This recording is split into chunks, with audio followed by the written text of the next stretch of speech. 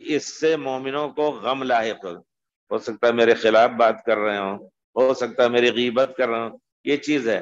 لیکن ایک مسلمان کو چاہیے کہ اپنا دل بھی صاف رکھے، کسی پر تہمت نہ دے کہ تم نے ہمارے خلاف بات کی جا کر کے وہاں۔ ان بعض الظن اسم، یہ بھی ہے بہت سے گمان ایسے ہیں جو گناہ ہیں، آپ کہیں گے کہ شاید ہمارے ہی خلاف بات کرنے کے لیے اٹھ کے گئے، یہ بھی گناہ کی بات ہے۔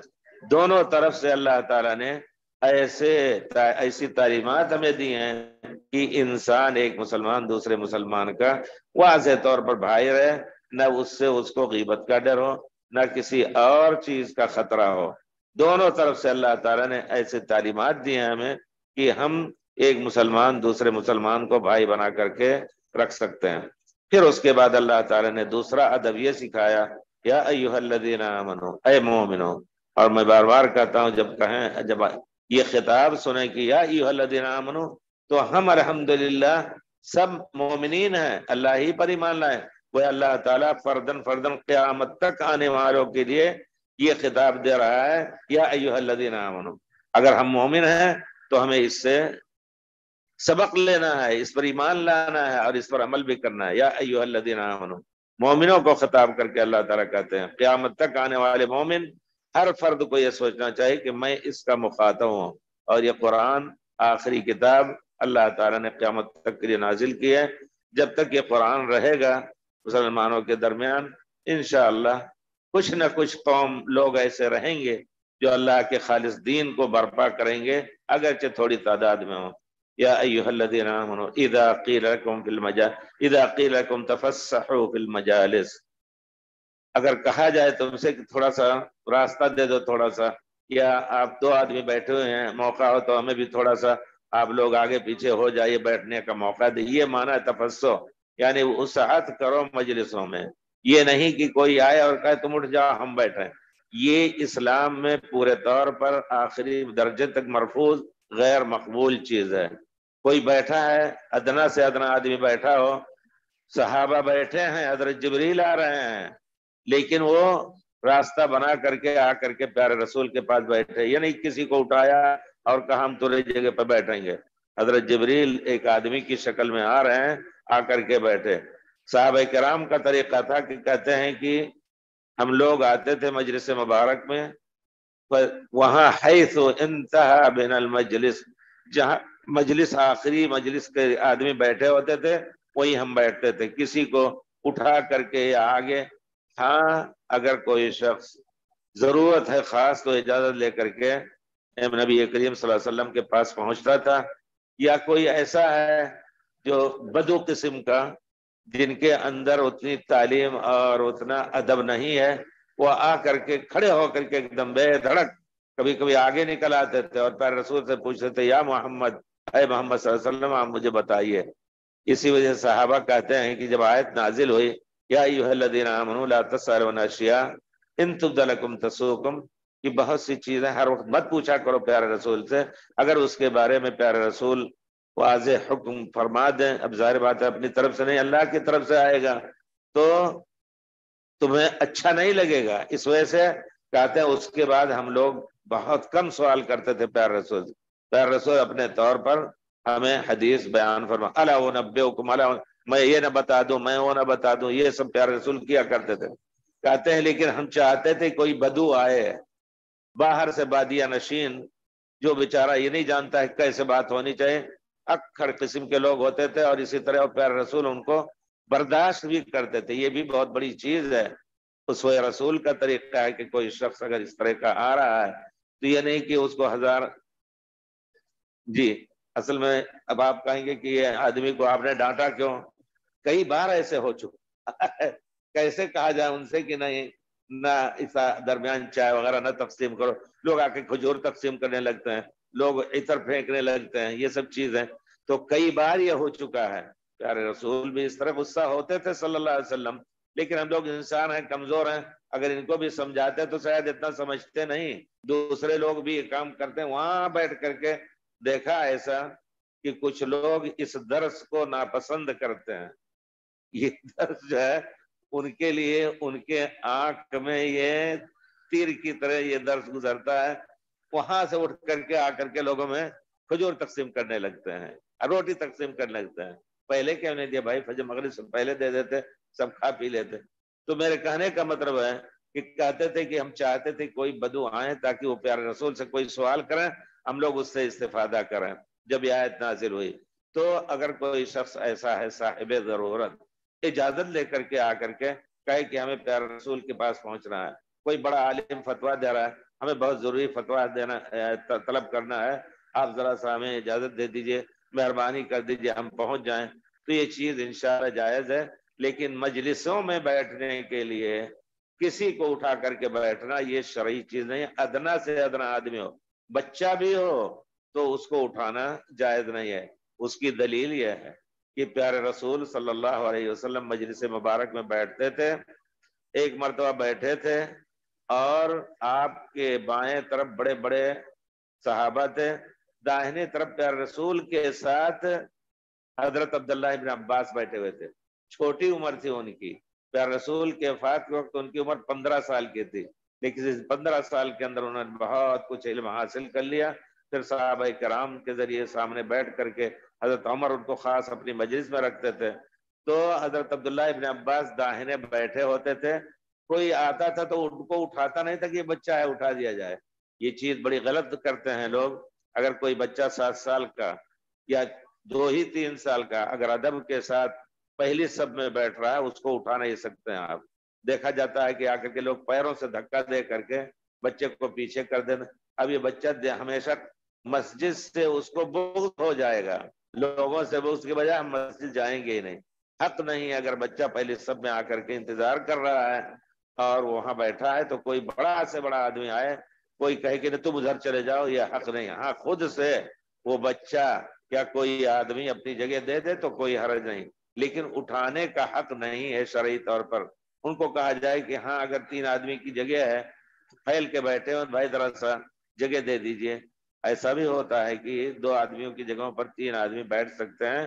تفسحوا یفسح اللہ لکم، تفسحوا اگر کہا جائے کہ تھوڑا سا وسعت کر دیجئے تیسرے آدمی کو بیٹھنے کے لیے آپ 2 کے درمیان، فی المجالس مجلسوں میں، فافسحوا تو آپ وسعت دے دیجئے، جگہ دے دیجئے. کس کے نتیجے میں اللہ تعالیٰ آپ کو اور زیادہ وسعت دے گا دنیا اور آخرت کی کے معاملات میں. یفسح اللہ لکم. وَإِذَا قِيلَ انشُزُوا، مجلس میں اگر کہا جائے کہ چلے جاؤ بھائی ذرا سا خاص مجلس ہے، اگر کسی بڑے آدمی کی پیارے رسول کی خصوصی مجلس سے اگر کہا جائے کہ اب آپ لوگ چلے جاؤ تو چلے جانا چاہیے. اسی طرح اور کوئی بڑی مجلس ہے کسی عالم کی، وہ خاص اپنا فتویٰ وغیرہ دوسرے کام کرنا چاہتا ہے اور یہ کہتا ہے کہ آپ لوگ چلے جائیں تو مہربانی ہوگی، لیکن پیارے رسول اس کے باوجود بہت شرم محسوس کرتے تھے. اپنی ذات کے بارے میں آپ اس طرح بھی نہیں کہتے تھے کہ تم لوگ نکل جاؤ.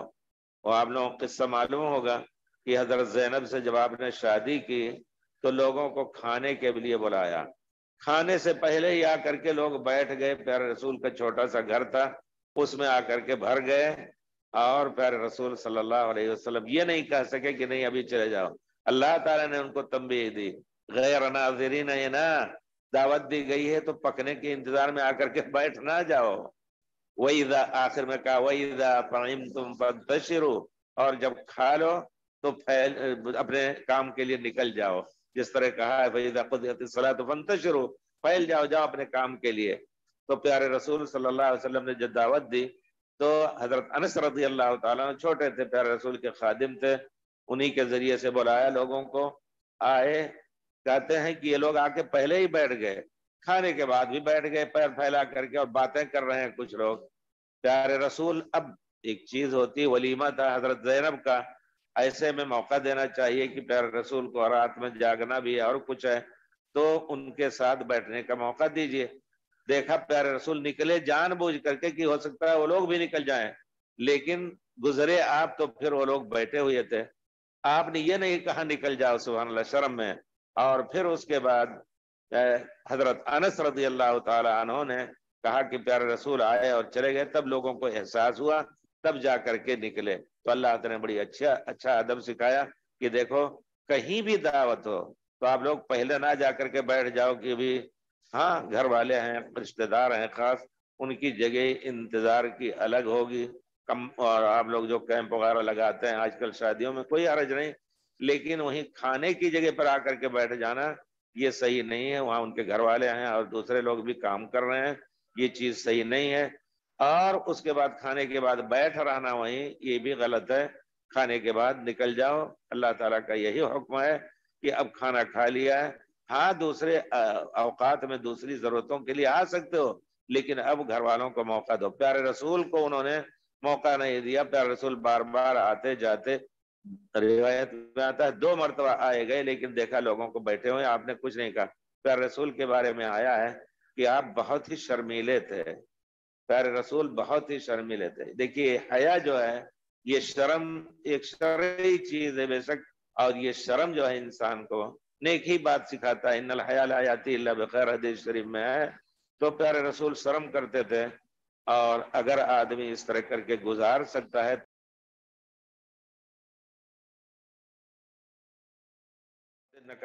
خلق عظیم، بہت اخلاق کے اونچی چوٹی پر آپ تھے صلی اللہ علیہ وسلم۔ لیکن حق ہے، دوسری احادیث سے معلوم ہوتا ہے کہ آدمی کھل کر کے کہہ دے کہ بھائی نہیں اب میں سونے جا رہا ہوں یا ہمیں کوئی کام ہے، آپ لوگ جا سکتے ہیں، کھانا پینا کھا لیا۔ اسی طرح مجلسوں میں اور پیارے رسول کے احادیث واضح طور پر اس باب میں بہت سی ہیں۔ پیارے رسول نے فرمایا کہ اگر کوئی شخص مجلس میں آئے تو اپنے بھائی کو اٹھائے نہیں جمعہ کے دن۔ جمعہ کے دن آپ جانتے ہیں آج کے جمعہ جو ہے یہ مبارک دن ہے، جو شخص پہلے گھنٹے میں آئے، پہلا گھنٹہ کون سا ہے؟ الساعۃ الاولی والساعۃ الثانیہ والثالثۃ الرابعہ والخامسہ، یہ آتا ہے کہ پہلے گھنٹے میں آئیں گے تو اونٹ کے مسجد میں انتظار کے لیے صلاۃ کے، اب ظاہر بات ہے ایسے ہی بیٹھے نہیں رہیں گے، چپ چاپ ذکر اذکار قرآن پڑھیں گے اور پھر صلاۃ پڑھیں گے، تھک گئے، یہ بہت بڑے بہرحال اجر کی بات ہے۔ خاص طور پہ جمعہ کے دن پیارے رسول نے جو خوشخبری دی ہے کہ جو شخص پہلے گھنٹے میں ہے، پہلا گھنٹہ وہی ہے دن نکلنے کے بعد سے 1 گھنٹہ، اور گھنٹہ 60 منٹ والا، یہ بھی ہے صحیح، کیونکہ جاڑے کے دنوں میں اور دوسرے دنوں میں یہ جو روایت ہے کہ پہلے گھنٹے میں اونٹ کے ذبح کرنے کا اجر ملے گا، دوسرے گھنٹے میں کبش بکرے کے ذبح کرنے کا، تیسرے گھنٹے میں جی دوسرے میں گائے، تیسرے میں بکرا، چوتھے میں دیگ یعنی دجاج یا دیگ مرغا، اور 5ویں میں انڈا کے قربانی دینے کا اجر ملے گا۔ 5ویں گھنٹے کے بعد فرشتے جو لکھتے ہیں دروازوں پر کہ فلاں فلاں داخل ہوئے ہیں مسجد میں اور ان کو اجر ملنا ہے، وہ اپنے صحائف اپنے دفتر بند کر کے بیٹھ جاتے ہیں، امام نکلتے ہیں اور خطبہ شروع ہو جاتا ہے۔ تو بہت سے لوگ ایسا بھی ہو سکتا ہے، اور دوسری روایت میں ہے کہ کسی کا گردن پھلاند کر کے تکلیف دے کر کے آگے جا کر کے جگہ بنانا زبردستی، یہ بھی صحیح نہیں ہے۔ بہت سے لوگ ایسا کرتے ہیں، چلے گئے نکل گئے، پیچھے آئے ہیں لوگ 2 گھنٹہ پہلے لیکن ہمت نہیں ہوئی ان کو کہ ان کو تنگ کر کے اور جا کر کے بیٹھے ہیں، لیکن جا کر کے پہلی سب میں جگہ بھی نہیں ہوتی ہے اور وہ جا کر کے بیٹھ جاتے ہیں۔ نہیں تو لوگ بیٹھے ہم نے دیکھا، خود بیٹھے ہیں یہاں آگے تھوڑا سا خالی ہے تو کسی کو اپنے پیچھے کر کے آگے دیوار کے ساتھ نماز پڑھنے کر کے اس کے بعد بیٹھ جاتے ہیں۔ اب جب بیٹھ گئے، جب اٹھیں گے نماز کے لیے تو زبردستی تنگ کر کے لوگوں کو اس میں صلاۃ پڑھیں، یہ چیز بھی پیارے رسول نے واضح طور پر بیان فرمائی ہے۔ اللہ تعالیٰ نے ہمیں ایسا دین دیا ہے کہ اس میں چھوٹی سے چھوٹی بڑی سے بڑی بات کو پیارے رسول نے بتا دیا ہے، یہاں تک کہ یہودی اسی پر تو حسد کرتے تھے، کہتے تھے ان نبیکم یعلمکم حتی الخراء، تمہارے نبی تو پیشاب پیخانے کے آداب بھی سکھاتے ہیں، چھوٹی بڑی سب، تو حقیقت ہے۔ تو جمعہ کے دن کچھ لوگ ایسے ہوتے تھے کہ کسی کو اٹھا کر کے اپنا بیٹھ جاتے تھے، چھوٹا بچہ اس کو بگا کر کے، یا کوئی غلام ہی ہے اس کو غلام کے حیثیت سے، ایسی جاہلیت سے نکلے ہوئے تھے لوگ، بے شک آہستہ آہستہ پیارے رسول صلی اللہ علیہ وسلم کی تعلیم سے انہوں نے اپنے کو پاک کیا، اپنے کو تمام اس قسم کے بڑکپن کے احساس سے کہ ہم آزاد ہیں، غلام بیٹھا ہوا. لا یقیمن احدکم اخاہ یوم الجمعہ، کوئی شخص اپنے بھائی کو اٹھا کر کے اس کی جگہ پر نہ بیٹھے. ولیکن قولو، ایسا کہے، افسحوا، ذرا بھائی اگر جگہ ہو تو تھوڑا دے دیجئے. اتنا ادب کے ساتھ کہہ سکتا ہے، لیکن کم سے کم دیکھنا چاہیے بیچارے ایک دم متراس سٹ کر کے بیٹھے ہوئے ہیں، آپ ان کو دونوں کو کے درمیان بیٹھ کر کے تکلیف دینا چاہتے ہیں. یہ شریعت کی بات ہرگز نہیں ہے. اسی طرح پیارے رسول نے فرمایا ہے کہ مجلس بڑی سے بڑی لگی ہو اور بڑے سے بڑا آدمی آئے اور کہے کہ فلاں تم ادھر چلے جاؤ ہم یہاں بیٹھتے ہیں، یہ جائز نہیں ہے. ولیکن تفسحوا وتوسعوا، جیسا کہ حضرت عبداللہ ابن عمر کی روایت ہے.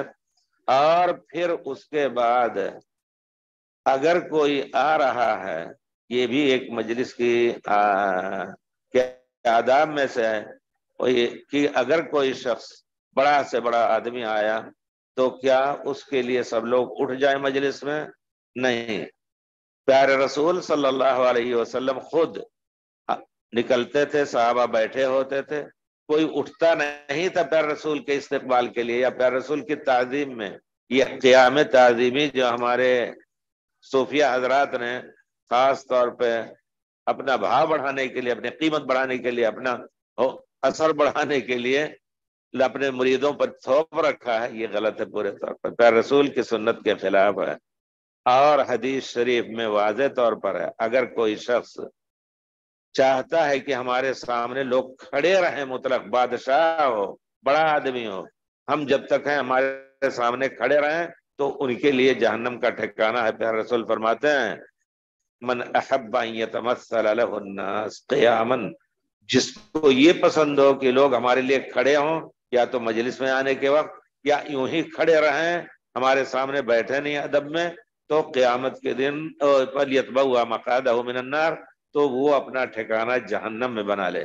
یعنی اس فعل کا، اس غرور کا، اس بڑکپن کے احساس کا، اس کبر کا یہ جزا اور بدلہ ہوگا کہ قیامت کے دن ان کو جہنم میں جانا ہوگا. جس طرح پیارے رسول نے فرمایا ہے من کذب علی متعمدا فلیتبوأ مقعدہ من النار، جس نے جھوٹ جان بوجھ کر کے میرے سامنے میرے اوپر بولا. پیارے رسول نے نہیں فرمائی یہ بات، تو کہتے ہیں پیارے رسول نے کہا. جھوٹ ایسا بول کر کے لوگ اپنے مطلب نکالتے تھے بہت زیادہ، تو ان کے لیے پیارے رسول نے فرمایا کہ ان کو چاہیے کہ اپنا ٹھکانہ جہنم بنا لے. اسی لفظ کے ساتھ یہاں بھی پیارے رسول نے فرمایا کہ جو شخص چاہتا ہے کہ میرے لیے قیام تعظیمی کریں، ہم آئے ہیں تو کیوں نہیں اٹھے، یہ چاہتا ہے تو وہ اپنا ٹھکانہ جہنم میں بنا لے، کیونکہ کبر اس کے دل میں ہے. اور لا يدخل الجنة من كان في قلبه مثقال ذرة من کبر، جنت میں وہ شخص داخل نہیں ہوگا جس کے دل میں ذرہ برابر کبر ہو. اور کبر کہتے ہیں حق کو دھتکارنا. حق یہ ہے کہ کوئی نہ اٹھے آپ کے لیے. بہت سے لوگ احادیث سے اور کچھ اس طرح کی چیزوں سے، یہ لوگ جو خاص طور پر کہتے ہیں نہیں بزرگوں کے لیے، بزرگوں کا لفظ بھی استعمال جو ہے وہ ایک خاص معنی میں کیا جاتا ہے، اور کچھ لوگوں کے یہاں تو بزرگوں کا یہ کہنا وہی دلیل بن جاتی ہے. نہیں، ہر چیز کو بڑے سے بڑے آدمی کے سامنے اس کے فعل، اس کے اخلاق کو آپ پیارے رسول کی، اللہ کے کلام پیارے رسول کی حدیث سے آپ وزن کریں. اگر وہ واقعی موافق ہے تب تو مقبول ہے، ورنہ وہ مرفوض ہے. کوئی بڑے سے بڑا آدمی ہو. یہی بزرگ باقاعدہ کتابیں لکھے ہیں. آپ کو قصہ معلوم ہوگا بنی قریظہ کے لوگ جب وہی غزوہ احزاب کے موقع پر انہوں نے خیانت کر کے پیارے رسول سے، یہودی لوگوں نے عہد کیا تھا کہ ہم آپ کے خلاف کسی کی مدد نہیں کریں گے، اور آپ جس کے ساتھ جنگ کریں گے ہم بھی ان کے ساتھ جنگ کریں گے. لیکن انہوں نے چپکے سے بلایا کفار مکہ کو اور تیار کیا لوگوں کو جو مدینے کے اطراف تھے، غطفان وغیرہ کو، سب کو بلا کر کے، اور پھر غزوہ احزاب کا معاملہ کھڑا کیا. پیارے رسول کو بھی بہت زیادہ غم ہم لائق ہوا.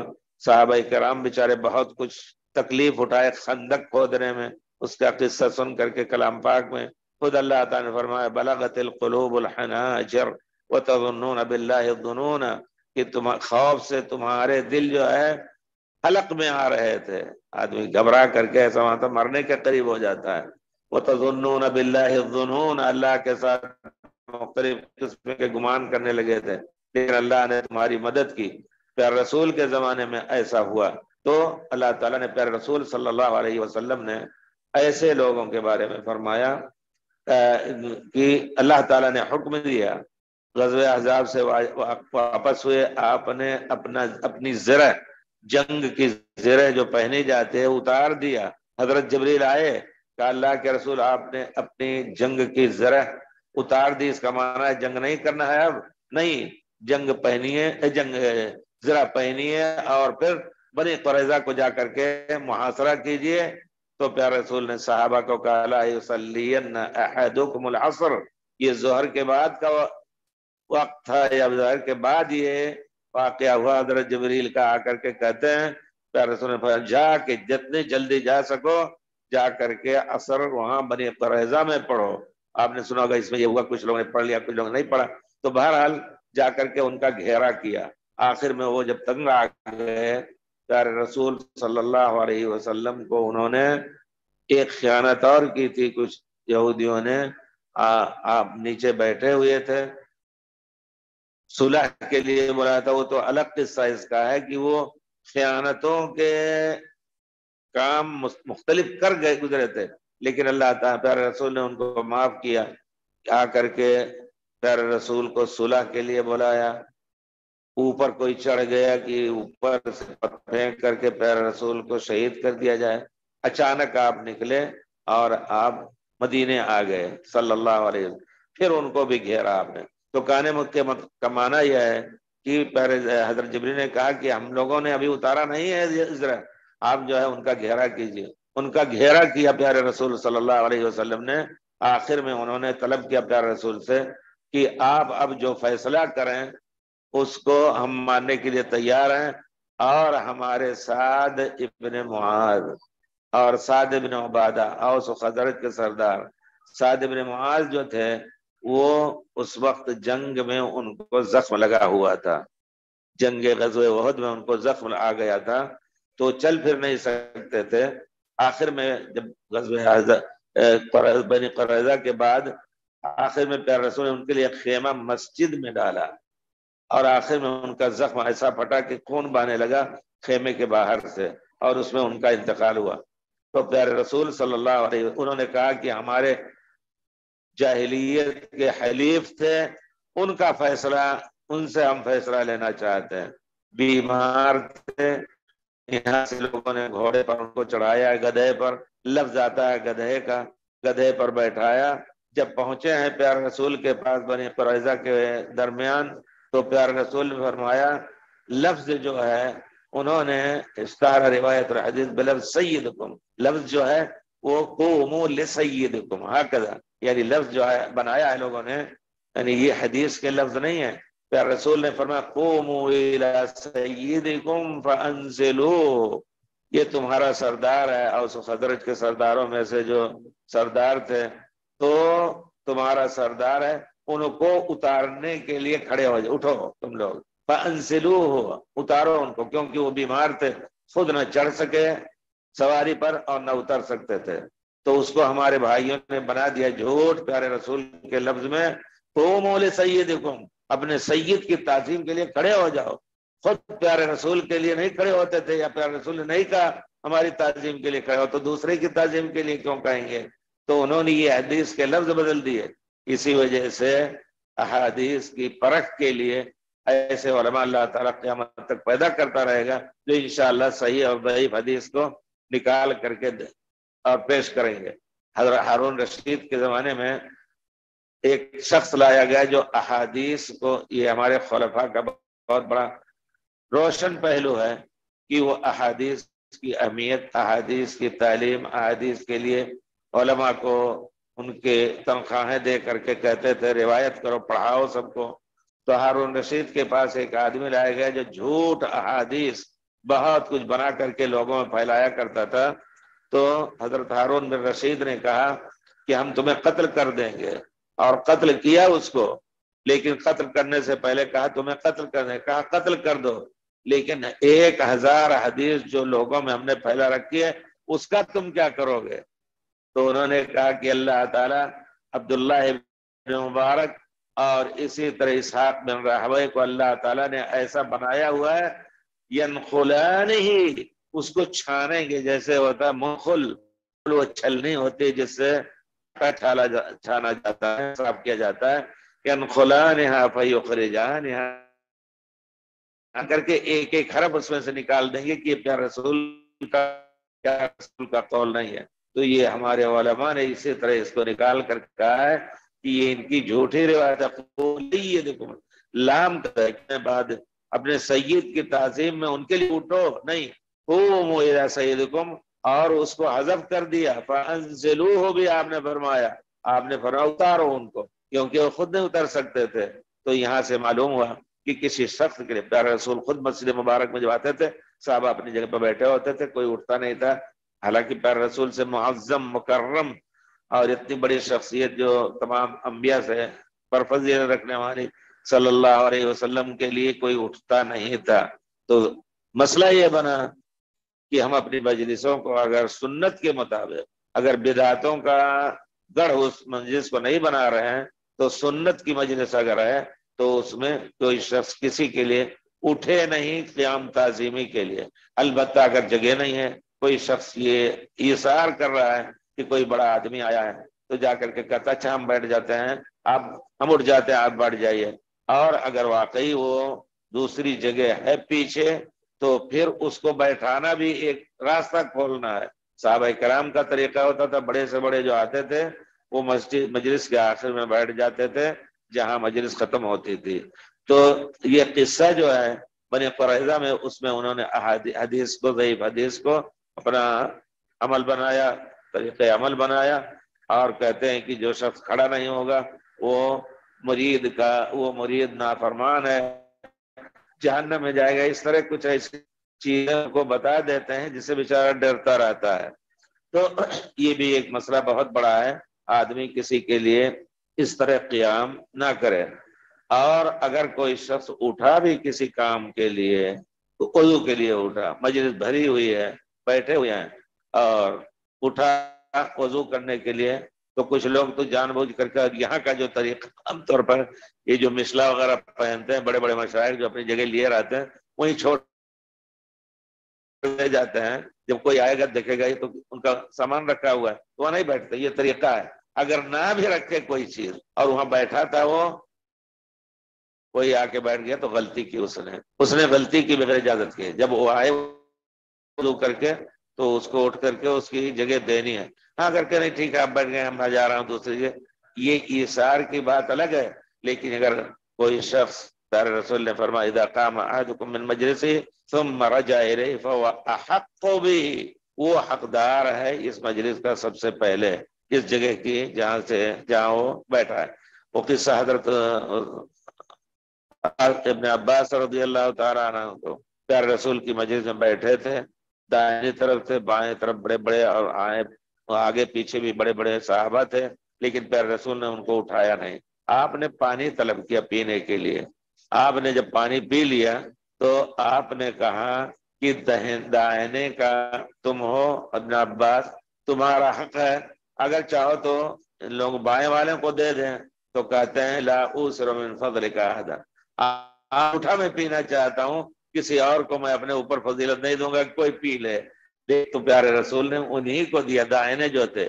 تو یہاں ایک بات، یہ مسئلہ یہ بھی بنا کہ عام طور پر داہنے اگر بڑا آدمی کوئی چیز تقسیم کر رہا ہے تو جو شخص داہنے ہے، کوئی اپنا غلام ہی ہو اور کچھ ہو، اس کا حق ہے اس کو دیا جائے، پھر دوسرے لوگوں کو دیا جائے۔ مجلس میں آ رہے ہیں، ہاں اتنا ہے، علماء نے بڑے بحث کیا ہے کہ جب پیارے رسول نے پانی طلب کیا تو آپ کو مل جائے گا، لیکن اگر کسی نے طلب نہیں کیا تو پھر دائیں طرف سے آپ شروع کریں۔ کسی نے طلب نہیں کیا، جس نے طلب کیا تو اس کو پہلا حق ہے، طلب کیا دیا، پھر اس کے بعد اس کے دائنے کو دیں، اور پھر اس کے بعد آدمی دائنے سے اس طرح راستہ گزارے اور چائے پلائے، گاوا پلائے، کوئی چیز بھی ہے یہ چیز، یہ ہے طریقہ اسلام کا داہنے طرف سے. اور عربوں میں بھی پرانے زمانے سے بھی یہ تھا کہ داہنے کا یہ بقایا دین ابراہیم، حضرت ابراہیم علیہ السلام، ہم لوگ ملت ابراہیم پر ہیں نا، امسینا علی فطرت الاسلام وعلی کلمت الاخلاص وعلی دین نبینا محمد صلی اللہ علیہ وسلم وعلی ملت ابینا ابراہیم، حضرت ابراہیم علیہ السلام کی ملت پر، جس میں بہت کچھ اضافہ اور حذف کے ساتھ اللہ تعالیٰ نے پیار رسول کو وہی دین دیا، جو آسانی کی چیز تھی اس میں بڑھا دیا اللہ تعالیٰ نے. تو ہم ملت ابراہیم پر ہیں. پرانے زمانے سے عرب کافر بھی تھے، لیکن وہ داہنے طرف سے کوئی بھی کام داہنے طرف سے شروع کرتے تھے، داہنے طرف کے آدمی کو دیتے تھے. وہ پرانا شعر ہے کہ کوئی لونڈی آ کر کے کیا نام ہے پلانے لگی، شراب پلاتے تھے پرانے زمانے مجلسوں میں، تو شراب دینے لگی تو اس نے بائیں طرف سے شروع کیا، جہاں یہ آدمی بیٹھا تھا وہاں نے اس کو نہیں دیا، وہ داہنے طرف تھا. تو عربی کا شعر ہے سبن تل کا سہنا امر القیس کا ہے، سنا ہوگا آپ لوگوں نے. ہمارے علماء جو اب تو پتہ نہیں اب پڑھا جاتا ہے، ہم لوگوں نے تو وہاں کیا نام دیوان الحماسہ اور معلقات السبع یہ سب بڑی توجہ سے پڑھایا جاتا تھا. سبن تل کا سہنا امر وکان الکاس مجراها الیمین، داہنی طرف سے دینا تھا تمہیں، میں داہنے بیٹھا تھا تم نے نہیں دیا، بائیں سے شروع کیا. اور جو پلانے کا طریقہ ہے وہ داہنے طرف سے شروع کیا، تم نے مخالفت کی. تو گویا یہ ایک چیز اس بات پر دلیل ہے کہ بہت سی چیز جو ابراہیم علیہ السلام کے دین کی تھی داہنے طرف سے، گویا وہی چیز پیارے رسول صلی اللہ علیہ وسلم کی آئے داہنی طرف سے ہر چیز کو شروع کرتے تھے. تو یہ مجلس میں بھی یہی ہونا چاہیے کہ اگر کسی نے نہیں طلب کیا ہے تو جائیں، جو آخر میں بیٹھا، اگرچہ بڑے جو شیخ بیٹھے ہیں، بڑے بزرگ بیٹھے ہیں یہاں ہیں، لیکن وہاں سے شروع کرنا ہے. ہاں اگر کوئی اس میں طلب کے بھائی تھوڑا سا پانی پلا دیجئے تو لا کے اس کو پہلے دیجئے. وہ آدمی اگر بچا کچھ تو داہنے کے آدمی کو دے، کہے کہ بھائی تمہیں چاہیے نہیں تو پھر دوسرے کو. یہ سب بہرحال ہمارے پیارے رسول صلی اللہ علیہ وسلم نے ہم سب کو ادب سکھایا ہے. حضرت جابر کہتے ہیں کہ جب ہم آتے تھے مجلس مبارک میں، جلسنا حیث انتہا بنا المجلس، جہاں مجلس ختم ہوتی تھی وہیں ہم بیٹھ جاتے تھے، پیارے رسول صلی اللہ علیہ وسلم فرمایا. دوسری بات مجلس کی فضیلت بھی ہے. اگر دین و ایمان کی بات ہو رہی ہے تو مجلس کی بہت بڑی فضیلت ہے. پیارے رسول فرماتے ہیں کہ جب کوئی اللہ کے ذکر کی مجلس ہوتی ہے تو فرشتے نازل ہوتے ہیں، ان کو گھیر لیتے ہیں. نزلت علیہم السکینہ، ایک خاص پر نازل ہوتے ہیں، دلوں میں سکون اطمینان لوگوں کو دیتے ہیں. ذکرہم اللہ فی من عندہ، اس مجلس کے لوگوں کا ذکر اللہ اپنے، کتنا بڑا معراج ہے اس انسان کا. کہیں گے کہ فلاں فلاں بیٹھے ہیں، جب کہ ہمارے چاہتے تھے. پھر صحابہ کہتے ہیں اللہ کے رسول، جبریل کہتے ہیں یا فرشتے کہتے ہیں کہ اللہ اس میں ایک آدمی آیا تھا تماشائی بن کر کے، اور ذکر اذکار اور نصیحت سننے کے لیے نہیں آیا تھا. تو اللہ تعالیٰ فرماتا ہے اولئک قوم لا یشقی جلیسہم، یہ ایسی مبارک قوم ہے کہ جو بھی ان کے ساتھ بیٹھ گیا وہ بدبخت نہیں ہوگا، اس کو بھی ہم نے معاف کر دیا، کسی بھی نیت سے آیا. اس وجہ سے اس قسم کی مجالس میں اگر آدمی نہیں کم سے کم کسی دوسری زبان میں، ہماری اس درس میں دیکھتا ہوں بہت سے عربی لوگ بہت اب مستقل بیٹھتے رہتے ہیں. تو ہم نے کہا کس لیے بیٹھتے ہو؟ جا کے کہتے ہیں آپ کا موضوع ہم سمجھتے ہیں، جہاں پیارے رسول کا ذکر آتا ہے ہم صلوات پڑھتے ہیں اور حدیث پڑھتے ہیں، آپ تو معنی سمجھ جاتے ہیں کہ کیا معنی چل رہا ہے.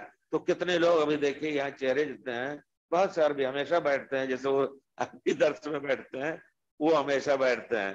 تو بہرحال یہ چیز ہے کہ انشاءاللہ ہمیں اس مجلس میں اس نیت سے بیٹھنا چاہیے کہ ہمیں اللہ تعالیٰ انشاءاللہ اللہ تعالیٰ ہمارا نام لکھے گا اپنے بندوں میں جو اللہ کا ذکر کر رہے تھے، اور مغفرت کا وعدہ کرتا اللہ تعالیٰ ہمیں اللہ تعالیٰ مغفرت دے گا. اس نیت سے بیٹھے انشاءاللہ. رہ گئی بات کہ اگر عام مجلس ہے، مجلس ہو تو اس کو صحابہ کہتے ہیں کہ جب پیارے رسول درس و تدریس یا کوئی پیارے رسول حدیث بیان کرتے تھے، کوئی نصیحت کرتے تھے، کان علی رؤوس الطیر، ایسا ہوتا تھا ہمارا حال کہ جیسے ہمارے سروں پر چڑیا بیٹھی ہوئی ہے، ذرا سا حرکت کرے چڑیا اڑ جائے، یعنی بالکل جیسے کہتا ہے ٹینشن ہو کر کے، پورے طور پر تیار ہو کر کے، سب پورے طور پر پورا جسم کان ہو جاتا تھا ان کا، جیسا کہ عربی کا محاورہ ہے، اور وہ سنتے رہتے تھے۔ تو مجالس میں اگر کوئی چیز ایسی ہو رہی ہے تو آدمی غور سے سنے، اور سننے کے ادب میں سے یہ بھی ہے، اللہ تعالیٰ نے فرمایا الذین یستمعون القول فیتبعون احسنہ، بات سنتے ہیں ان میں سے سب سے اچھی بات جو ہے اس کو پکڑ لیتے ہیں۔ احسن حدیث کیا ہے؟ فإن احسن الحدیث کتاب اللہ، سب سے اچھی بات جو ہے اللہ کی کتاب ہے، فإن خیر الحدیث خیر الحدی، سب سے اچھا طریقہ عمل پیارے رسول کا ہے۔ تو گویا احسن الحدیث، احسن کو حدیث ہو، قرآن کی بات جو ہے سب سے پہلے اس پر عمل کرنے کا حق ہے۔ اب یہیں سے ہم تھوڑا سا روزانہ ہر مجلس میں ہم تھوڑا سا چونکا لگاتے ہیں کہ جو لوگ کہتے نہیں کہ اگرچہ حدیث میں ہے لیکن ہمارے مذہب میں یہ نہیں، ہم اس پر عمل نہیں کریں گے، یہ بہت بڑی بے ادبی اللہ کے ساتھ، اللہ کی کتاب کے ساتھ، اللہ کے رسول کے ساتھ اور پورے دین اسلام کے ساتھ بے ادبی ہو رہی ہے۔ اگر کوئی عالم اس قسم کی تلقین کرتا ہے لوگوں سے کہ اگرچہ یہ حدیث صحیح ہے، جیسا کہ ہم نے سنایا کہ ہمارے دیوبند کے بعض علماء نے صاف لکھ دیا ہے کہ اگرچہ یہ حدیث صحیح ہے اور امام شافعی کا قول یہاں حدیث کے مطابق ہے، لیکن چونکہ ہم حنفی ہیں اس وجہ سے ہمیں اس حدیث کا لینا واجب نہیں۔ بہت بڑی بنیاد ڈالی ہے بزرگ نے، بہت بڑے آدمی تھے، ان کی ایک ایک پلک کے جھپکن میں بھی لوگ ان سے برکت لیتے تھے، ان کی مجلس بیٹھ کر کے ان کے اشارے پہ چلتے دوڑتے تھے۔ انہوں نے بات کہی، کتنی بڑی گمراہی کی بات کہی ہے، یعنی یہ کہ وہ بنیاد ڈال دی کہ پیارے رسول کی حدیث اگرچہ بھی ہے ہمارے سامنے ہے اور صحیح بھی مانتے ہیں، لیکن حنفی ہونے کے ناطے ہم اس کو قبول نہیں کریں گے حدیث رسول کو۔ یا شافعی کوئی ایسی بات کہے کہ اگرچہ یہ حدیث حنفیہ کے مذہب کے مطابق ہے اور ہمارے امام کی بات اس کے خلاف ہے، ہم حدیث نہیں لیں گے، ہم اپنے امام شافعی کی بات لیں گے، تو یقیناً بہت بڑا گمراہ وہ آدمی ہے، وہ عالم بہت بڑا گمراہ ہے جو اس قسم کی باتیں کرتا ہے، ہم اس کو گمراہ کہیں گے۔ اللہ تعالیٰ ان کو بخشے جنہوں نے اس قسم کی بنیاد ڈال کر کے اور لوگوں میں گمراہی کا ایک بہت بڑا ساختہ کھڑا کیا ہے، اس میں کوئی شک نہیں۔ آج کل جو کچھ ہو رہا ہے، آخر مسجدیں کیوں گرائی جا رہی ہیں؟ صرف آمین رفع الدین کی بنا پر مسجدوں سے نکالنا، مسجدوں کو دھونا، کتنی بڑی کمعقلی کی بات ہو جاتی۔ واللہ میں ہندوستان میں چھوٹا تھا، ادھر نہیں آیا تھا، لیکن اللہ کا شکر ہے، اللہ کی مہربانی ہے کہ ایسے ماحول میں پڑا جس میں خالص سنت پر عمل ہوتا تھا۔ ہماری مسجد پوری سنت کے مطابق، ہمارے دادا ہم چڈی پہن کر کے جاتے تھے، ان کے ساتھ بیٹھتے تھے، اور نماز کے بعد جو اذکار یا آواز سے وہ سنت ہے، وہ اذکار ہم نے اس وقت 3 سال کی عمر میں یاد کیا الحمدللہ، اور اب بھی سنت کے مطابق دیکھتا ہوں کہ الحمدللہ پورے طور پر۔ دادا تھے، بیمار ہو گئے، ہمیشہ ان کی عادت تھی تبارک الذی بیدہ الملک، صحیح روایت میں حضرت عبداللہ بن مسعود کہتے ہیں کہ جو شخص سوتے وقت تبارک الذی بیدہ الملک پڑھ کر کے سوئے گا تو جہنم کی آگ اس کو نہیں لگ سکتی ہے۔ اور پیارے رسول کے زمانے میں ہم تبارک الذی کو المانیہ کہتے تھے، صحیح روایت ہے، یہ صحابی اپنی طرف سے بات نہیں کر رہے ہیں، پیارے رسول کی بات ہے۔ تو میں نے دیکھا کہ وہ پرانے زمانے سے الحمدللہ جب مضبوط تھے، اتنے زور سے پڑھتے تھے کہ دور تک آواز جاتی تھی۔ بیمار ہو گئے، ڈاکٹر نے کہا اب آپ بولے نہیں، لیکن وہ بغیر آواز سے پڑھے ہوئے اور وہ ان کو چین نہیں آتا تھا۔ تو میرے کہنے کا مطلب کہ واللہ بچپن ہی میں اس قسم کی بات پورے طور پر طبیعت سیبا ہوتی تھی۔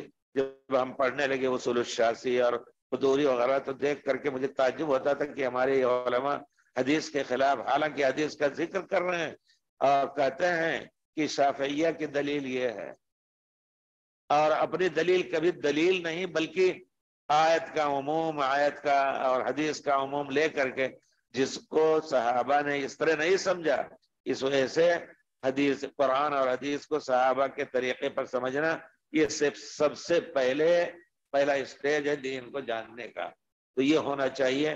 تو کہنے کا مطلب یہ ہے کہ بہرحال اللہ تعالیٰ توفیق دے ہمیں کہ مجلسوں میں جو چیز سنیں اچھی سے اچھی اس پر عمل کریں، اور ہم اگر اندر داخل کریں گے، اس میں دخل دیں گے مذہب کا عقیدے میں یا فقہ میں یا عملیات میں، تو یقیناً ہم گمراہ ہو گئے بے شک، کیونکہ پیارے رسول نے دین اللہ نے پیارے رسول کے ذریعے دین مکمل کر دیا۔ رہ گئی بات، بہت سے ہمارے ائمہ جو ہیں بے شک ان کی یہی تاکید رہی ہے، لیکن اپنے کو حنفی کہنے والے امام ابو حنیفہ کی بات نہیں مانتے ہیں۔ انہوں نے کہہ دیا ہے کہ ہماری بات حدیث رسول سے ٹکرائے تو میری بات چھوڑ دو، لیکن نہیں چھوڑ رہے ہیں۔ کیوں نہیں عمل کر رہے ہیں؟ بڑے بڑے علماء نے گزشتہ مجلس میں کہا تھا، میری تمنا ہے کہ بڑے سے بڑا عالم جو کسی بھی مذہب کا ہو، مذہب عربی میں کہتے ہیں، مسلک ہم نے بنا لیا اس کو، عربی میں اس کو مذہب کہتے ہیں، مذہب مالک، مذہب شافعی، مذہب، تو کسی بھی مذہب کا کوئی ملے اس سے بات کروں کہ آخر آپ لوگ حدیث کو چھوڑ کر کے مذہب کے پابند کیوں ہوئے؟ عقیدے میں 300 سال کے بعد آنے والے، شرم آنی چاہیے کہ پیارے رسول کا عقیدہ چھوڑ کر کے 300 سال بعد آنے والی کی طرف اپنی نسبت۔ تو بہرحال ہمیں اللہ توفیق دے کہ مجلس کے ادب میں سے یہ بھی ہے کہ جو اچھی بات ہے اس کو فوراً نوٹ کریں۔ طالب علم کو چاہیے، ایک طالب علم جو ہے وہ ہونا یہ چاہیے، پرانے زمانے میں کیا کرتے تھے، ہمیشہ طالب علم اپنا کاغذ اور اپنا قلم دوات لے کر کے چلتے تھے، کوئی بھی ایک حکمت کی بات، ایک لفظ کی تفسیر بھی کسے سنے فوراً نوٹ کر لیتے تھے۔ یہ ہے مجلس کا ادب، علم کی مجلس ہو، شرح حدیث کی مجلس ہو، اس میں طالب علم کو چاہیے کہ اپنے پاس، بہت سے لوگ ایسے منہ لٹکائے سن رہے ہیں، نہیں، اچھے لوگ ہیں، پڑھے لکھے ہیں، ہونا چاہیے کہ نئی چیز اگر سنی آپ نے، اور کہتے ہیں کہ آپ جو ہے تفسیر کرتے ہیں تو اچھی چیز بلا کر کے اور نصوص صحابہ کے اور اسی طرح اقوال آثار لا کر کے ذکر کرتے ہیں، بھائی اس کو نوٹ کر لو، جا کر کے اس کی تصحیح کر لو کتاب میں دیکھ کر کے، باقاعدہ کم سے کم اطراف کا معنی اس کا کوئی جز لکھ لو۔ یہ زمانے پرانے زمانے میں ہوا کرتا تھا اس طرح کا۔ تو طالب علم کو چاہیے، ہماری تاکید ہے کہ ایک چھوٹا سا دفتر اس کے پاس ہمیشہ جیب میں رہے۔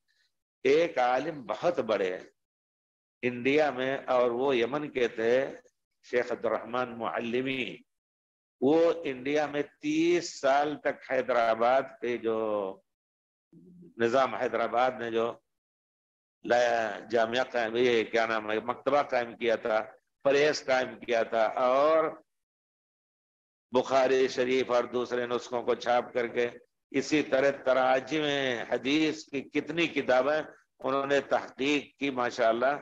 میں نے دیکھا ان کے مرنے کے بعد ان کے تمام چیز مکتبہ حرم میں آئی، اب وہ غائب ہے۔ دیکھیے چوری کرنے والے چوری کر لیتے ہیں۔ میں گیا تو ان کے چچا زاد بھائی جو ہے یا لڑکے، ان کے بھائی کے لڑکے، وہ بھی ان کا نام تھا عبدالرحمن معلمی، وہ مدیر مکتبہ تھے۔ میں گیا اور میں نے کہا کہ ہمیں وہ جناح پورشن دکھائے جس میں ان کی کتابیں آپ کے پاس ہیں۔ سورج کی طرح انشاءاللہ امت کو تعلیم دینے کے لیے ان کا ارادہ ہے کہ انشاءاللہ بڑے عالم بنیں گے، تو ان کے لیے چاہیے کہ ہر چھوٹی بڑی چیز کو نوٹ کر لیں جو ان کے معلومات میں نہیں ہو۔ ہاں نہیں ہے تو کوئی حرج نہیں ہو تو فوراً نوٹ کر لیں۔ میں تھا شیخ ہلالی رحمۃ اللہ علیہ کے پاس، ڈاکٹر تقی الدین ہلالی، ان کے گھر میں میں 2.5 سال تک رہا، اور وہ بچے کی طرح انہوں نے، اور ہمیشہ مغرب جانے کے بعد بھی انہیں لکھتے تھے الی من هو بمنزلۃ الابن العزیز، جو ایک پیارے بیٹے کی درجے پر ہے، میرے پاس اس نام سے خط لکھتے تھے الحمدللہ۔ لیکن ان سے جو فائدہ ہوا، چھوٹی چھوٹی چیز ہم نے نوٹ کی، وہ اشعار بڑے بڑے علماء نہیں جانتے تھے، اور اس سے میں نے فائدہ اٹھایا الحمدللہ۔ مجلسوں میں ذکر کرتا ہوں، اب تو گوگل میں دیکھ کر کے اس کو اور بڑھا دیتا ہوں تھوڑا سا، اس میں کیا نام شاملہ وغیرہ جو انٹرنیٹ پہ ہے۔ تو میں چاہتا ہوں کہ طالب علم مجلس کے آداب میں یہ بھی کر لیں کہ کوئی بھی نئی چیز ہے اس کو نوٹ میں لے لیں۔ اللہ تعالی ہم سب کو توفیق دے کہ ہم سنت رسول کے مطابق اپنے تمام اعمال کو برتنے کی کوشش پہ لے لیجئے، اس کو اٹھا لیجئے۔ السلام علیکم۔ لڑکا پیدا ہونے کے 6 ماہ بعد فوت ہو گیا، عقیقہ نہیں کر سکے، کہا اب اس کا عقیدہ کرنا ہے؟ جی ہاں، عقیقہ جیسے ایک چیز ہوتی ہے، بعض علماء نے کہا واجب ہے، بعض علماء نے کہا سنت موقدہ ہے، لیکن بہرحال پیارے رسول کی تاکید ہے، پیارے رسول نے عقیقہ چھوڑا نہیں، صحابہ نہیں چھوڑتے تھے، ولیمہ نہیں چھوڑتے تھے، تو گویا جیسے ایک چیز واجب، اس کے قضا کرنے کے لیے آپ اس کا عقیقہ کر ڈالیں، انشاءاللہ کوئی حرج نہیں۔ ہاں اگر 7 دن سے پہلے بچہ پیدا ہوا 7 دن کے بعد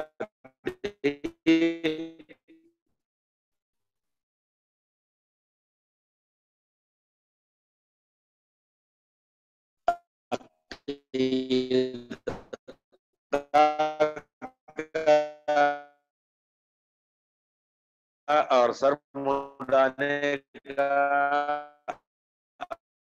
اور نام رکھنے کا دن آتا ہے. پیارے رسول نے فرمایا کہ 7 دن کے بعد، 7 دن سے پہلے پیدا ہوا، پہلے دن، دوسرے دن، تیسرے دن، چوتھے دن انتقال کر گیا تو عقیقہ بھی نہیں اور نام وغیرہ رکھنا. لیکن اگر نام رکھ، ایک روایت میں اذا تعین سفرك بعد المغرب فتطوب من بعد الظهر الى العصر الى كذا او في الصباح فتطوب بعد الليل لابد تطوب طواف الوداع ثاني لان ما ودع الان وطواف الوداع يكون اخر عهدهم الطواف البيت لما تخرج الرسول صلى الله عليه وسلم قال.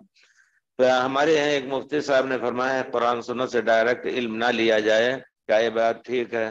اصل میں یعنی حقیقت یہ ہے کہ یہ صرف ان لوگوں کی طرف سے اس قسم کی آواز اٹھتی ہے، اللہ اکبر، اور یہ بات اتنی بڑی ہے کہ زمین میں بھی نہ سمائے نہ آسمان میں سمائے. قرآن حدیث سے علم نہ لیا جائے. رہ گئی بات ٹھیک ہے، ہر ایک نہیں جو قرآن حدیث کا عالم ہو سکتا ہے نہیں جانتا بھی یا ترجمہ پڑھ کر کے اپنے طور پر قرآن کا ترجمہ اور تفسیر کرنے لگے تو اس بشک جائز نہیں ہے اس کے لیے. ہر چیز، کوئی ڈاکٹر ہے اگر کوئی آدمی بغیر طب نہیں پڑھے اور کہیں بیان کرنے لگے لوگوں سے کہ اس مرض میں یہ دوا کھاؤ، اس مرض میں، تو دنیا اس کو لعنت کرے گی. لیکن قرآن حدیث پہ بات کرنے والے عالم بھی مل جاتے ہیں کہ قرآن حدیث کو چھوڑو اور دوسری باتوں کو لو. عجیب ہے. اسی طرح جاہل لوگ بھی قرآن حدیث میں دخل دیتے ہیں. ابھی سنا ہے کسی ایک نے آواز دی ہے کہ تم لوگ غلط، پورے لوگ یا علماء غلط کر رہے ہیں. اللہ تعالیٰ فرماتا ہے الحج اشہر معلومات، حج جو ہے اس کے 4 مہینے ہیں اور وہ مہینے معروف ہیں. کہتا ہے، دیکھیں کتنی بڑی بات کی. آج سے پیارے رسول کے زمانے سے اب تک کسی عالم نے نہیں کہا. کہتا ہے کہ تو حج کو بانٹ دینا چاہیے. شوال میں کچھ حج ہو جائے لوگوں کو، کچھ دوسروں کو کچھ لوگوں مسلمانوں کو تکلیف دینا، یہ کہاں عقل کی بات. دیکھیں کتنی بڑی بیوی کی بات کی ہے اس شخص نے. پوری امت اور صحابہ کرام کا اجماع اتفاق سب کو پیر کے نیچے روند کر کے یہ بات کرا ہے. تو کہنے کا مطلب ہے کہ جو لوگ اس لائق ہیں کہ وہ پڑھے لکھے ہیں قرآن حدیث سے، اپنے فقہ کے مسائل کو حنفی ہو، شافعی ہو، مالکی ہو، اور میزان پر رکھ کر کے جو صحیح ہو اس کو لیں، جو نہیں صحیح ہے اس کو نہ لیں. اجتہادی مسئلہ ہے، دونوں کا امکان ہے تو اس میں سے کسی کو لے لیں. اپنے ایک کے ساتھ اپنے کو خاص نہ کریں. آخر غیر مقلد کس کو کہتے ہیں؟ جو امام ابو حنیفہ کی تقلید ہندوستان میں نہ کرے. وہی حضرت خود امام شافعی، امام مالک، امام احمد بن حنبل کی تقلید نہیں کر رہے تو تم بھی تو غیر مقلد ہوئے. تو معاملہ بنتا نہیں ہے، کچھ عقلی بات نہیں بن رہی ہے، بہت کچھ مخالفتیں اور بہت کچھ خلل پڑ رہا ہے. اس وجہ سے سب کا علاج یہ ہے کہ ہاں عالم کتاب و سنت پر لینے کی کوشش کریں اور اسی سے امت میں اتفاق ہو سکتا ہے. وصلی اللہ علیہ وسلم.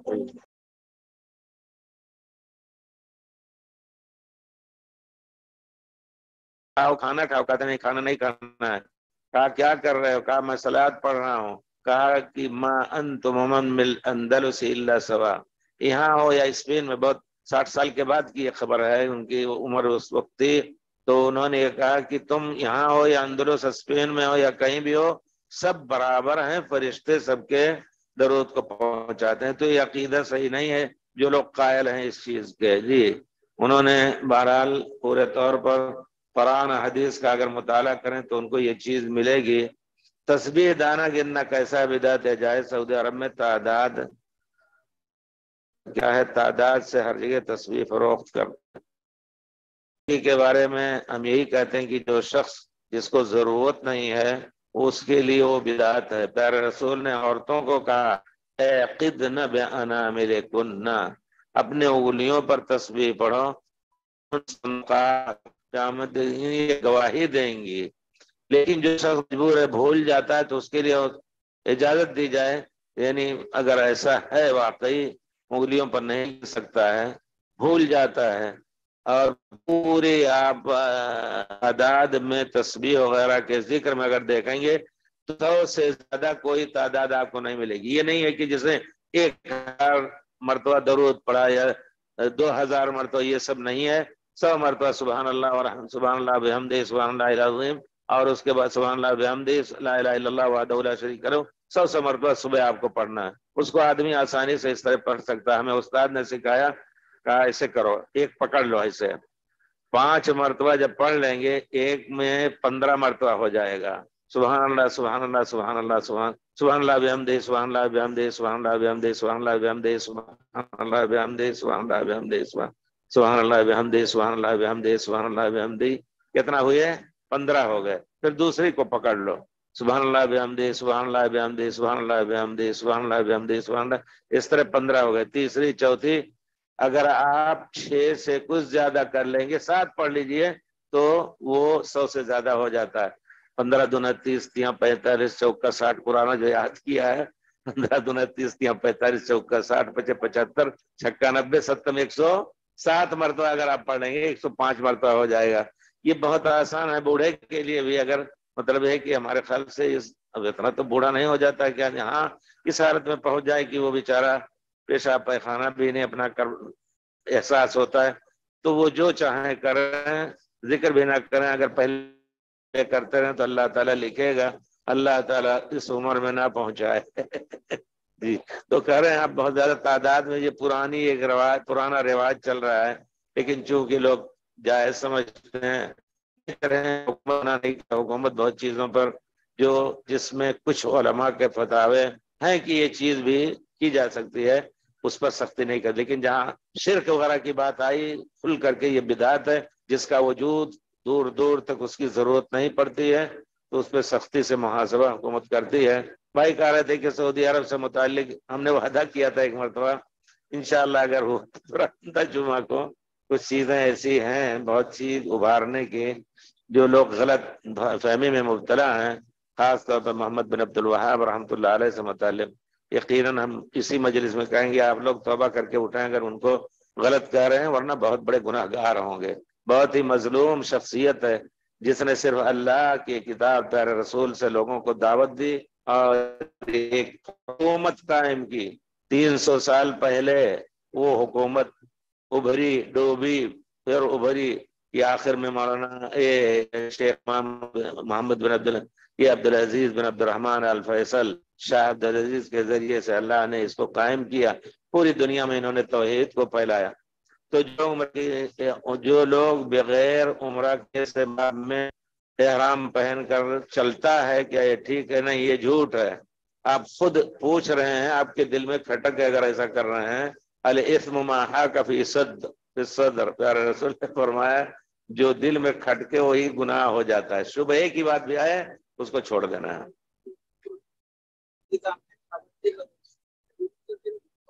کچھ لوگ کہتے ہیں یہ پابندی ناجائز ہے اور کچھ نہیں. گھر میں آپ کا چیزوں کی پابندی حلال چیز کی کر لیتے ہیں گھر کی تنظیم کے لیے، یہاں تو لاکھوں کا مسئلہ ہے. اگر سب کو اجازت دے دیں تو ایک دم بیچارے جو عمرہ کرنے آتے ہیں ان کو موقع نہ ملے اور نہیں کر سکتے آسانی سے. تو لوگوں کی آسانی ہی کے لیے کیا ہے، تو جھوٹا احرام نہ باندھیں. عورت دستانہ کے ساتھ عمرہ کر سکتی ہے؟ نہیں. پیارے رسول نے صاف فرمایا لا تلبس المرأة القفازین، وہ قفاز نہ پہنے. پیارے رسول نے واضح طور پر کہا. یعنی اس کا معنی ہے کہ پرانے زمانے سے دستانے سے پردہ کرنے کا ایک رواج تھا اور اس کو شریعت میں بھی قائم رکھا گیا، چہرے کا پردہ.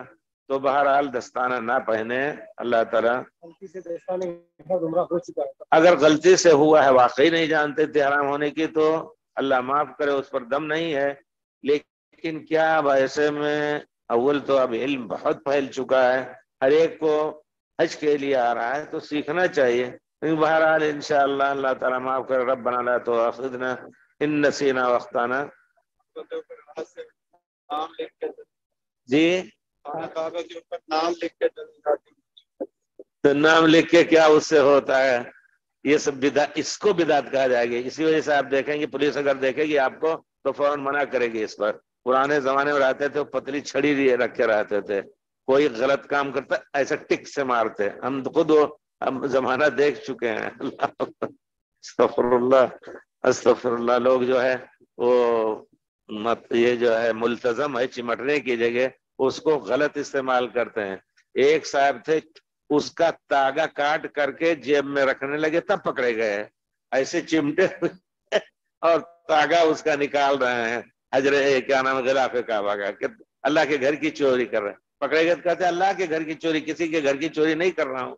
एकदम खुल करके कितनी दीदा दिलेरी है, सुभान अल्लाह। ये सब चीजें गलत हैं। इंसान को बहरहाल 4 दिन की जिंदगी में इतना दिलेर नहीं होना चाहिए हर मसले में कि जो चाहे कर ले और कहे कि नहीं कोई बात नहीं है। हमें अल्लाह ने पाबंद किया कि अल्लाह और रसूल के तरीके पर तुम्हें चलना है।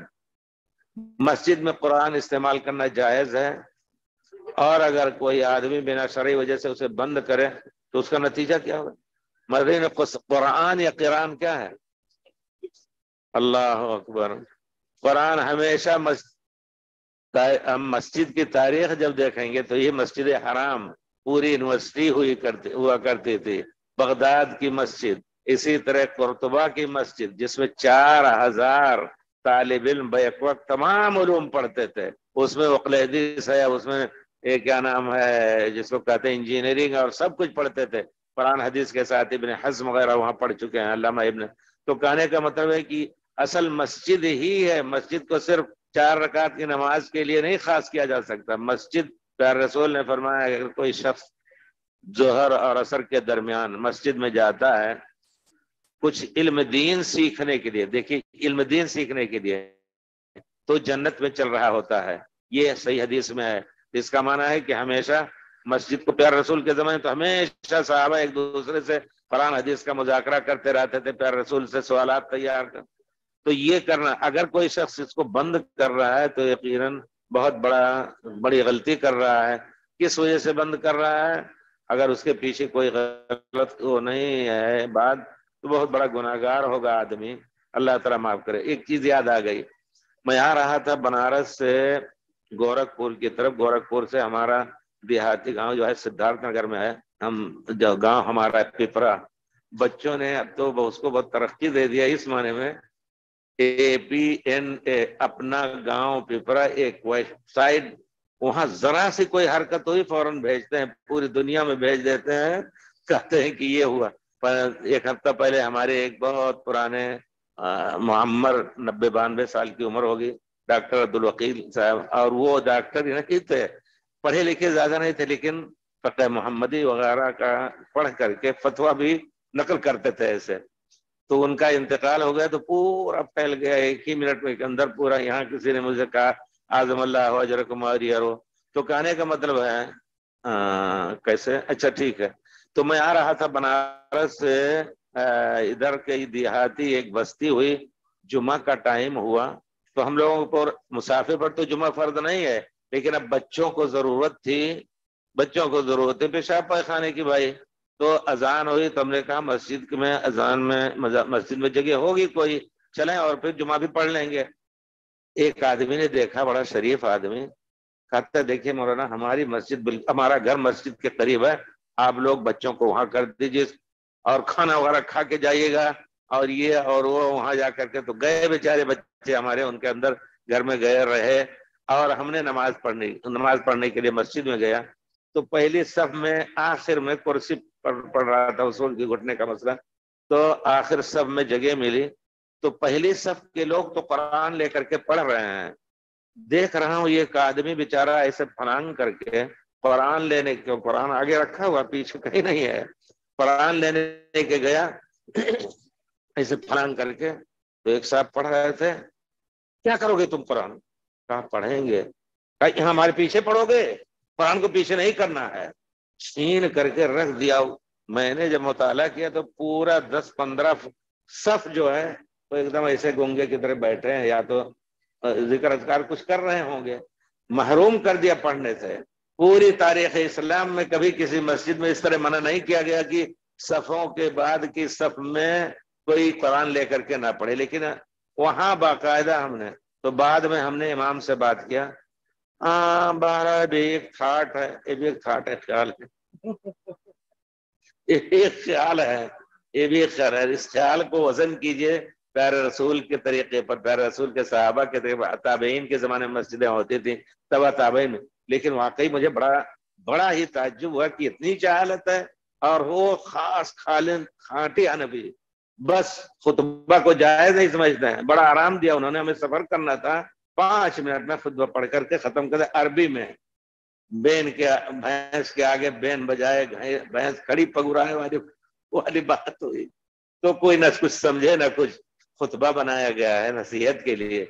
इमाम अबू हनीफा रहमतुल्लाह अलैह कहते हैं फारसी में नमाज पढ़ना जायज है, और ये लोग खुतबा भी जायज जो ना खारिज नमाज है। आप जाकर के देखें किताबुल असल, इमाम मोहम्मद बिन शेबानी जो डायरेक्ट उन्होंने पूछा है इमाम साहब से, तो कहते हैं कि अगर कोई शख्स दो बाग सरसब्ज अस्त का करके, अल्लाह अकबर का तर्जुमा नहीं, अल्लाह बुजुर्ग तरस बाकायदा किताब में ऐसे लिखा है, और वो हैदराबाद में छपी इस वजह से सही लिखी है उसका फारसी जो है।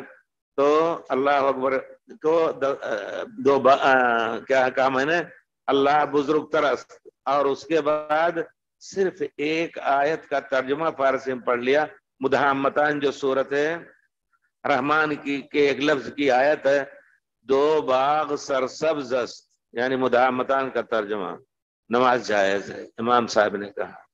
तो अब जब इमाम साहब, तुम लोग अपने को हनफी का किस मुंह से कर रहे हो? इमाम साहब जब कहते हैं फारसी में सलात पढ़नी जायज है, शायद जायज कहते हो, लेकिन खुतबे को जायज नहीं कर रहे हैं, किस अकल से? दो टोक पढ़ करके ऐसे उतरे। हमने कहा बड़ा एहसान किया कि हमें तो सफर करना है, चल रहे हैं। तो बहरहाल हमने असर भी पढ़ ली बाद में। तो एक साहब देख करके ऐसे दो चार देख रहे क्या कर रहा है, हमने असर भी पढ़ ली। मस्जिद में कुरान इस्तेमाल करना जाए तो बहरहाल अगर कोई आदमी इसको रोक रहा है तो यकीनन बहुत बड़ा गुनाहगार है, अगर कोई खास सबब ना हो वक्ती तौर पर। एहराम की हालत में औरत चेहरे खोलेगी या ढक कर रखेगी? मर्दों के, बाहर के मर्दों के सामने होगी तो वो ढकेगी। हजरत आयशा और ज़वाज मुताहरात इस तरह करती थी। और अगर तन्हाई में है, अपने खास खेमे में है, अपने घर में है, तो चेहरा का पर्दा हरगिज नहीं करना, चेहरा ढकना नहीं है, और ना कुफ़ाज़ैन दस्ताने पहनने हैं। क्या मस्जिद आयशा मिक़ात है? मीकात उम्रा के लिए प्यारे रसूल ने हजरत आयशा के लिए बनाई थी। उलमा फतवा देते हैं, मैं कभी ये समझता था कि ये सिर्फ ऐसे ही लोगों के लिए है। हमने बाकायदा उस पर जब हमारी एक तहरीर भी है, अल्हम्दुलिल्लाह काफ़ी मेहनत की, हमने जमा किया, तो उसमें मुझे बहुत से फतावे मिले ताबीन के। इमाम शाफी के कहना है कि अगर कोई शख्स मिना से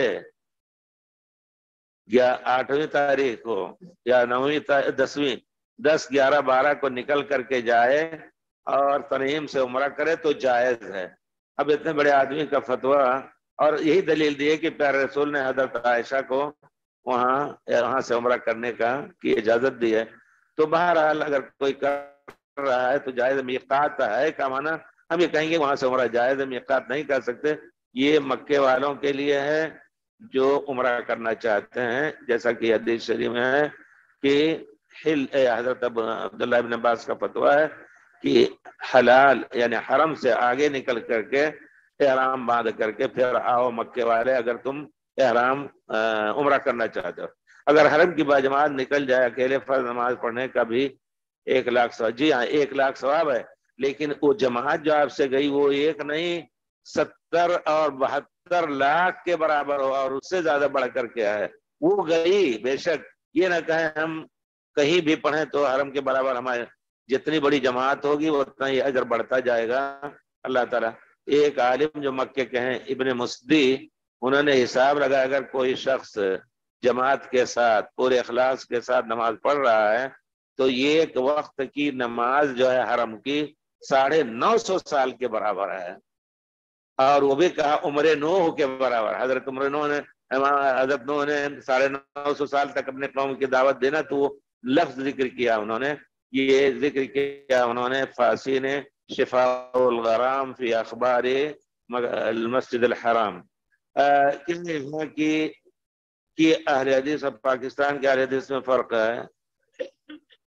پاکستان کے اہل حدیث کچھ ڈھیلے ہیں، یہاں کے لوگ ڈھیلے نہیں ہیں، اتنے پکے ہیں سبحان اللہ، حالانکہ لوگ ان کو کہتے ہیں حنبلی ہیں، بالکل نہیں۔ اور یہی میں کہتا ہوں کہ اللہ نے توفیق دی ملک عبدالعزیز کو، جس طرح خود وہ اٹھے کتاب سنت کی تنفیذ کے لیے، اسی طرح علماء بھی ایک دم ایسے کھڑی بات ایک دم، لیکن بہت ہی مسئلات کے تحت، یہ نہیں کہ کسی پر سختی۔ اب حرم کے اندر کیا کچھ ہو رہا ہے، کوئی کر رہا ہے، کوئی بات نہیں، لیکن اگر کھل کر کے اگر مخالفت کرے گا، جیسا ایسا ہے میں نے اچھی طرح اس کو دیکھا کہ ایک صاحب تھے آئے، کوئی عالم تھے بڑے اپنے حنفی، انہوں نے اپنے کو قیادت کرنے کا ان کو شوق تھا، شاید وہاں ہو سکتا ہے نہ موقع ملا، یہاں آ گئے امام، وہ پرچار کرتے رہے اپنے تمام حنفیوں میں، کہتے ہیں کہ امام جو یہاں تراویح پڑھتے، رمضان کے دن تھے، تراویح جو پڑھتے ہیں وہ ہمارے مذہب میں جائز نہیں ہے، کیونکہ وہ ان کے یہاں کیسے جائے، دو پڑھ کر کے یہاں یہ بھی سنت ہے، سلام پھیر دیں، تیسری کے لیے اٹھائیں اور پھر رکوع سجدہ کر کے سلام پھیریں، اس طرح پڑھتے ہیں، یہ جائز نہیں ہے، ان کے پیچھے جائز نہیں پڑھتے تھے نہ پڑھاتے تھے۔ بعد میں انہوں نے جماعت قائم کی، لمبی چوڑی جماعت ہوئی، فوراً خبر لگی شیخ بن حمید کو، فوراً بزرگ کو بلایا، پکڑے گئے، پولیس کھینچ کے لے گئی، کیوں ایسا کر رہے ہیں؟ کہا اپنے گھر میں جا کر کے پڑھ سکتے ہو، حرم میں یہ فتنہ نہیں کرنا ہے، اور اگر پھر ایسا ہو گئے تو تم کو ہم جیل میں ڈال، تو اس چیز کو برداشت نہیں کرتے جو ایک دم مخالفت ہو رہی ہے۔ تو اللہ کا شکر ہے پکے اہل حدیث ہیں، اپنے یہاں اہل حدیث کئی قسم کے لوگ ہیں، آدمی اپنے کو اگر یہ طریقے کار، طریقے عمل، طریقے عقیدہ یہ بنا لے کہ ہمیں کتاب سنت کا ہی عقیدہ لینا ہے انشاءاللہ، اور اس میں کچھ غلطی ہو رہی تب بھی اس کو الحمدللہ معاف کیا جائے گا، لیکن جو شخص یہ کہے کہ نہیں ہم قرآن حدیث سے دشمنی ہماری ہے کہ اگر آمین رب الدین کہہ دے تو ہم نماز ہماری بیکار ہو گئی، مسجد سے نکالو، تو وہاں اس کو الگ ہی سمجھا جائے گا، اہل حدیث نہیں کہہ سکتے ہیں آپ، کچھ اور کہہ سکتے ہیں۔ پرانے زمانے میں صحابہ کو اہل حدیث کہا ہے، اور اس کے بعد تابعین کہتے ہیں ہم اہل حدیث ہیں، تو کچھ لوگ کہتے ہیں اہل حدیث کا لفظ بھی نیا ہے، نہیں، جب فرقہ نکلا ادھر ادھر کا تو وہ خود انہیں لوگوں نے اہل الحدیث ان کو کہنا شروع کیا کہ اہل حدیث لوگ ایسا ہے، ان کا جب فقہ مقارن، امام ابو حنیفہ کا ایک قول ہے، شافعی کا ایک قول ہے، مالک کا ایک قول ہے، اہل الحدیث قالوا کذا، تو اہل الحدیث میں سے بقی ابن مخلد، ابن جریر طبری صاف لکھتے تھے کہ ہم کسی مذہب کے پابند نہیں، ہم آثار کے متبع، اثری لکھتے تھے، اثری اپنے کو لکھتے تھے۔ عمرہ کے درمیان خانہ کعبہ کو چھونا کیسا ہے؟ کہیں نہ چھوئیں آپ، سوائے حجر اسود کے چومیں یا چھوئیں، اور رکن یمانی پر ہاتھ پہنچے، ہاتھ اس طرح پھیر کر کے گزریں، نہیں پہنچا ایسے ہی گزر جائیں، کچھ وہاں پڑھنا نہیں ہے خاص چیز، اور جگہوں پر چھو کر کے تبرک لینا، یہ سب یہ پورے طور پر غلط ہے۔ احرام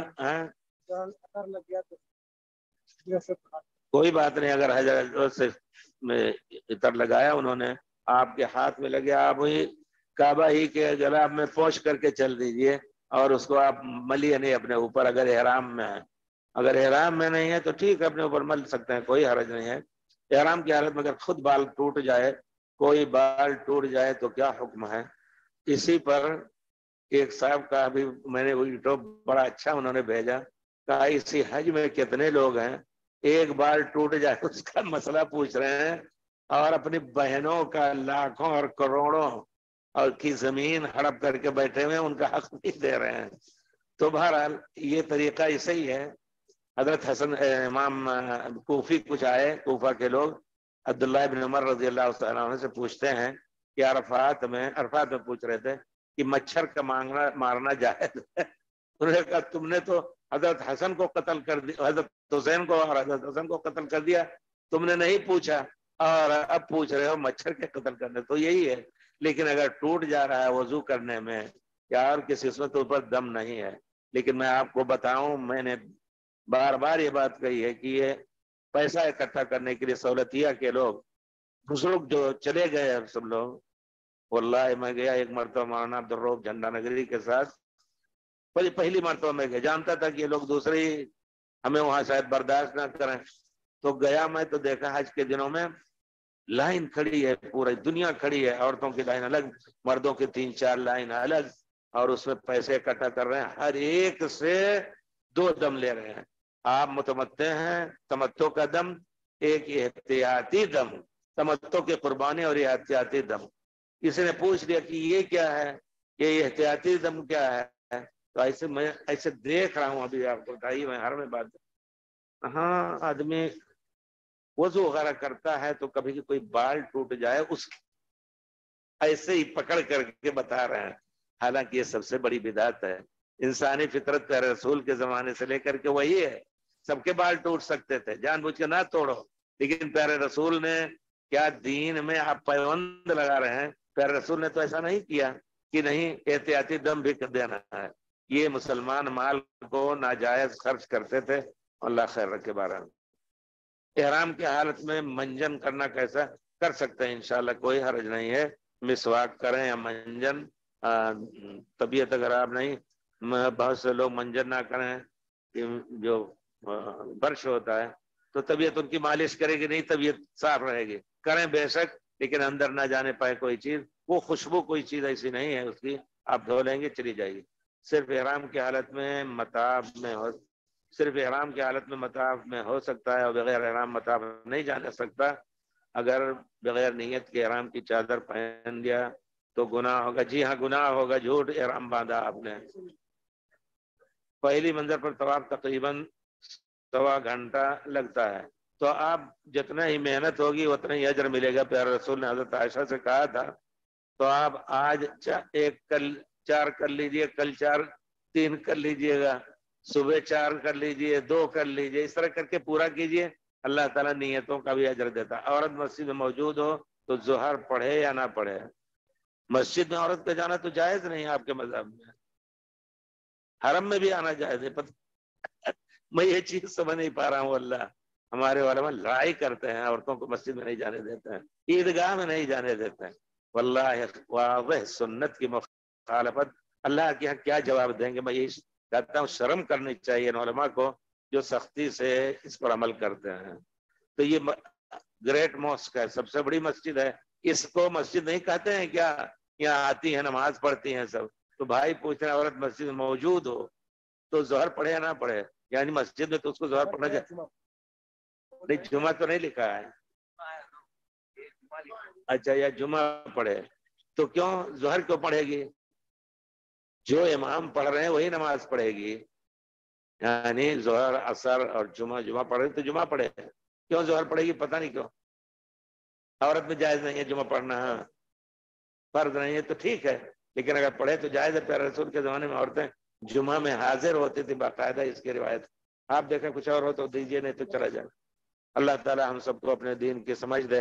بھائیو واللہ مذہب پر سختی سے آپ جو تمسک کر رہے ہیں بڑے گناہ کی بات ہے، اجر بہت کچھ کٹ جائے گا، اللہ کے واسطے توبہ کر کے اٹھیں اور کوشش کریں کہ سنت کے مطابق ہر چیز کو ڈھونڈیں۔ جس طرح فقہ کی کتاب مدون ہے، احادیث رسول مدون ہے، ہم علماء سے پوچھے تو اللہ تعالیٰ فرماتے ہیں فَاسْأَلُوا أَهْلَ الذِّكْرِ، ذکر قرآن ہے، ذکر وہی شریعت ہے جو پیارے رسول کے ذریعے مکمل ہوئی، وہ جاننے والوں سے اس کو پوچھو، عام لوگوں سے مت پوچھیے، لیکن جو لوگ مشہور ہیں الحمدللہ، بہت سے لوگ ہر جگہ ہوں گے، یہ الحمدللہ قرآن حدیث کے عالم ہیں، ان سے پوچھیے۔ کسی حنفی شافعی مالکی سے فتویٰ اس معنی میں اس زمانے میں پوچھنا جائز نہیں کہ وہ شخص حدیث کو چھوڑ کر کے اپنے مسلک پر عمل ہی کو واجب سمجھتا ہے، بہت بڑا گمراہ آدمی ہے، اس سے فتویٰ ہرگز نہ لیجیے۔ ہم ڈنکے کی چوٹے بات کہوں گا، شرم کریں اگر تو اللہ کے آپ کو پکڑے جائیں گے، حق بات نہ کہیں۔ یہی بات ہم نے آپ کہیں گے ہندوستان میں کرو تو ہم بتائیں تمہیں، ہم ہندوستان پہ کر کے آئے ہیں، اپنا علاقہ تو اپنا ہے، دوسری جگہ بھی بمبئی وغیرہ میں ہم نے کھل کر کے بات کہی ہے۔